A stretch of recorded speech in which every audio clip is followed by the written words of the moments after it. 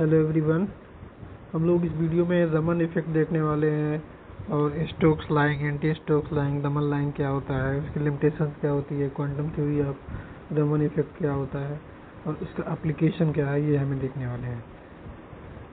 ठीक है, तो रमन लाइन क्या होती है, स्टोक्स क्या होता है, एंटी स्टोक्स क्या होता है, उसका लिमिटेशन क्या है, क्वांटम थ्योरी क्या है, रमन इफेक्ट किसे बोलते हैं। ठीक है, ये सब हम ये देखने वाले हैं, तो वन बाय वन देखेंगे। रमन इफेक्ट क्या होता है। तो सर सीवी रमन 1923 में found that a beam of monochromatic light was passes through the organic liquid. उन्होंने क्या किया, कोई ऑर्गेनिक लिक्विड में जैसे बेंजीन हो गया, टोल्यूइन हो गया, इसमें एक लाइट पास किया तो वो लाइट क्या हुई, स्कैटर्ड हुई। उसके साथ में तो जिस फ्रिक्वेंसी की लाइट उन्होंने इंसिडेंट कराया, पास कराया, सेम लाइट पास हुई, उसको हम रमन लाइन बोले। और साथ में दो लाइट और निकली, एक कम फ्रिक्वेंसी की थी, एक उससे ज़्यादा फ्रिक्वेंसी की थी। उसको हम स्टोक्स और एंटी स्टोक्स लाइन बोले थे। इस इफेक्ट को ही इन्होंने बोला Raman effect. This is known as a Raman effect. When monochromatic radiation is scattered by a substance, and the scattered radiation will be consist of certain discrete frequency above and below, and that incident beam frequency in the additional to the addition frequency। तो actually में case ये था कि उन्होंने क्या किया,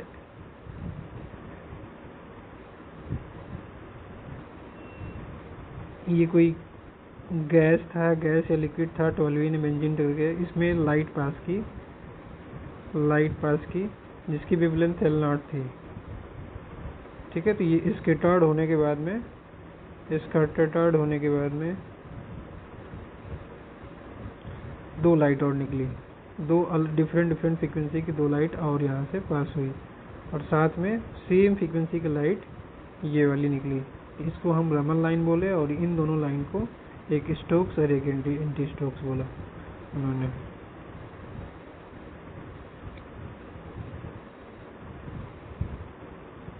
ठीक है, तो ये अभी silent features of characteristic of Raman effect क्या है। Raman effect is observe in gases, vapours, liquid, crystal, amorphous solid and both organic and inorganic.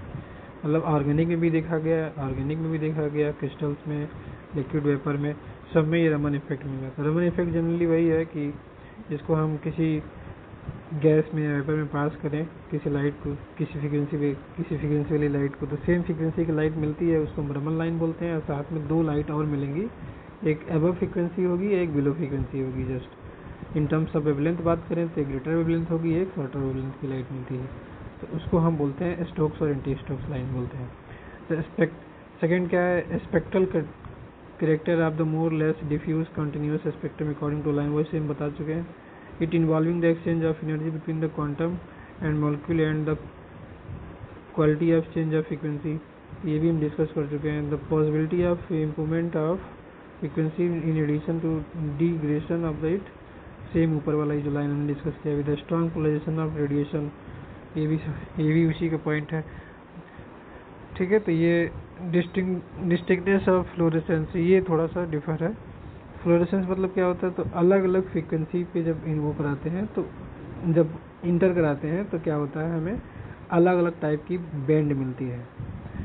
जिस बैंड को हम क्या बोलते हैं, स्टोक्स बोलते हैं, एंटी स्टोक्स बोलते हैं, एक सेम लाइन की मिलती है। It is considered an optical analogy to the Compton effect. ठीक है, तो ये सेम तरीके से कॉम्पटन इफेक्ट का ही सीन है। कॉम्पटन इफेक्ट में क्या होता है कि जब हम क्या करते हैं, एक्सरे को या लाइट को किसी से इंसिडेंट कराते हैं, तो क्या होता है, स्कैटर्ड लाइट मिलती है। स्कैटर्ड लाइट क्या होती है, इनिशियल लाइट की जो लेंथ होती है उससे डिफर होती है, एक्सचेंज होती है, सेम टू सेम। तो उसी के जैसा इसको कंपेयर किया गया कि कॉम्पटन इफेक्ट जैसा यहाँ सीन होता है। It is also called the incoherent scattering, इसको हम इनकोहेरेंट स्कैटरिंग भी बोलते हैं। ठीक है, तो ये है साइलेंट फीचर्स इसके हैं रमन इफेक्ट के। फिर कैरेक्टरिस्टिक ऑफ रमन लाइन क्या है, तो इसमें स्टोक्स मिलता है, एंटी स्टोक्स लाइन होता है। तो क्वेश्चन पूछा है what is Stokes line, what is anti Stoke line. तो Stoke lines are more intense. Stoke line क्या होती है, ज़्यादा इंटेंसिटी की होती है। And then the anti Stoke, the intensity of Stoke line increases with the temperature जब increase करेंगे तो उसके साथ में उसकी इंटेंसिटी भी इंक्रीज हो जाएगी। Raman line are symmetrically spread from the parent line, तो एक्चुअली में होता ऐसे है कि जो हमें बैंड मिलता है, तो ये जो मिड लाइन है ये रमन लाइन है, और ये स्टोक्स और ये एंटी स्टोक्स, तो इसके बीच का गैप भी होता है। ये गैप कितने का होता है? 6b और 6b का होता है। अगर एंटी स्टोक्स और स्टोक्स के बीच का गैप 12b का होता है, और स्टोक्स और स्टोक्स के बीच का गैप जो होता है वो 4b का होता है। ठीक है, तो ये भी एक नॉर्मल क्वेश्चन बन सकता है यहाँ से। ठीक है, तो ये जो लाइट है, ये वाली लाइट है, रमन लाइन जो है ये हाईली इंटेंस होती है, ये हाईली इंटेंस होती है। और ये क्या होती है? ठीक है, तो इसके अबाउट सिमेट्रिकली मतलब सिमेट्रिकली प्लेस होता है। जो पेरेंट लाइन है इसके सिमेट्रिकली प्लेस होता है। Density of Stokes anti Stokes lines decreases rapidly with the increase in the separation of parent line. जैसे जैसे हम इंक्रीज करेंगे, सेपरेशन दूर करेंगे, तो एंटी स्टोक्स की जो इंटेंसिटी वो क्या करेगी? घटती जाएगी। The frequency difference between the modify and parent line represent the frequency of IR absorption line. तो IR में लाई करता है। The state of polarization of Raman line varies with the measured by the depolarization factor. तो ये हो गया Stokes anti Stokes line, हम बात कर चुके। ये मिलता है ये जिसकी हम बात कर रहे थे। तो ये जो सेम मिलता है इसको बोलते हैं रिले स्कैटरिंग। सेम मिलता है रिले स्कैटरिंग। ये हो गई स्टोक्स, ये हो गई एंटी स्टोक्स। एंटी स्टोक्स की जो इंटेंसिटी होती है वो हमें हाई मिलती है। ये स्टोक्स की जो इंटेंसिटी होती है वो क्या होती है? स्टोक्स की जो इंटेंसिटी होती है वो हाई होती है, और एंटीक्स की इंटेंसिटी क्या होती है? लो होती है। अभी इसका हम जब क्वांटम थ्योरी ऑफ इफेक्ट देखेंगे, डेरिवेशन देखेंगे, तब और अच्छे से क्लियर होगा मैथमेटिकल टर्म में। The displacement of modified spectral lines from the existing line depend only the scattering substance and independent of the wave number of existing radiation. The Raman spectrum is characteristic of the scattering substance. तो same ही ऊपर वाली जो line discuss की। Experimental setup क्या होता है, तो ये हमें देखना नहीं है। हमारा क्वेश्चन क्या था? रमन इफेक्ट क्या होता है, और व्हाट इज ए स्टोक्स और एंटी स्टोक्स लाइन। ठीक है, और फिर इसका एप्लीकेशन हमें देखना है, और साथ में हम क्वांटम थ्योरी भी, classical theory of Raman effect देख लें।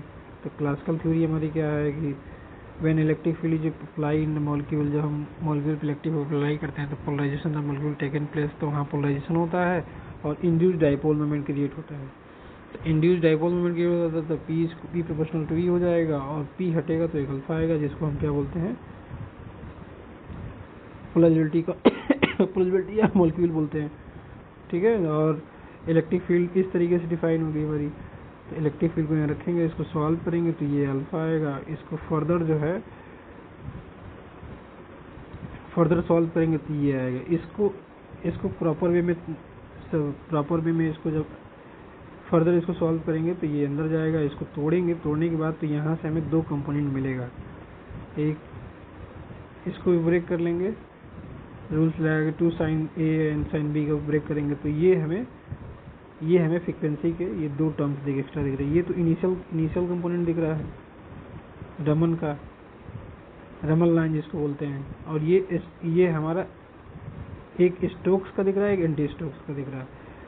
ठीक है, तो ये हमारी स्टोक्स की है और ये हमारी एंटी स्टोक्स की है। तो साफ साफ दिख रहा है कि इन दोनों में क्या होगी, एक में फ्रीक्वेंसी डिक्रीज हो गई, एक में फ्रीक्वेंसी इंक्रीज हो गई। ठीक है, तो यही डेरिवेशन का पार्ट है, यहाँ से देख सकते हैं। लिमिटेशन क्या है? Stokes anti Stokes line are emitted by a same molecule, they must have same intensity which it is not true. ठीक है, तो ये गलत है। मतलब सेम मॉलिक्यूल का जो वो होगा स्टोक्स एंटी स्टोक्स सेम होगा, सेम इंटेंसिटी का होगा, तो ये गलत हो जाता है। Vibration motion of molecule is essential to the mechanism of Raman scattering, but at ordinary temperature variational states are very less. ये भी इसका लिमिटेशन का पार्ट है। Quantum theory of Raman effect क्या है, तो ये हम लोग डिस्कस करने वाले नहीं है। ठीक है, इसको हम क्वांटम के बेसिस पे भी बता सकते हैं कि जो है क्या रमन, जैसे क्लासिकल के बेसिस पे दिखाया कि फ्रीक्वेंसी एक एक सेम फ्रीक्वेंसी मिलती है, वो रमन लाइन होती है। एक ग्रेटर फ्रीक्वेंसी मिलती है, इसको स्टोक्स लाइन बोलते हैं। एक लेसर फ्रीक्वेंसी की लाइन मिलती है, तो इसको हम एंटी स्टोक्स बोलते हैं। और वेवलेंथ के टर्म में भी बात कर सकते हैं कि जो ग्रेटर वेवलेंथ होगी वो, ठीक है, तो ये हमारा आ जाएगा। ठीक है, एप्लीकेशन की बात करें तो एप्लीकेशन में क्या है, हम qualitative study of Raman spectrum consist of elevation of wavelength of the line, their intensity and state of polarization depend upon the number of item and the chemical bonding of force between them. ठीक है, तो ये हम उसका अगर किसी atoms का किसी मॉलिक्यूल्स में जो एटम्स हैं उनके बीच में किस किस तरीके से बॉन्डिंग है, ठीक है, कितने नंबर ऑफ एटम, कौन कौन सी केमिकल बॉन्डिंग है, ठीक है, वो पता लगाना हो, या